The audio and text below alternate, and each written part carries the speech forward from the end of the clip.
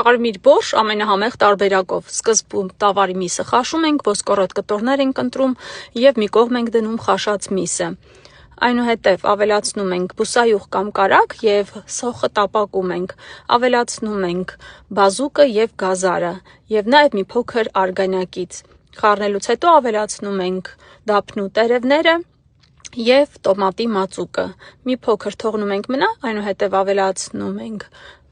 կաղամբը և մի քանի րոպե կթողենք կափարիչը փակ մնա և կավելացնենք կարտոֆիլը։ Խառնում ենք, ավելացնում միսը եփված, այնուհետև արգանյակը։ Կթողնենք եփվի, մինչև որ կարտոֆիլը եփված կլինի։ Ավելացնում ենք համեմունքները, աղ, պղպեղ և մեր համեղ բորշը պատրաստ է։ Իսկ վերջում ավելացնում ենք գաղտնի բաղադրիչը, որը որ կարմիր գույն է տալիս։ Մի փոքր քերիչով անց ենք կացնում բազուկը և ավելացնում։ Ահա և պատրաստ է, վայելենք այս համեղ բորշը։ Եթե հավանեցիք, խնդրում եմ լայքեք։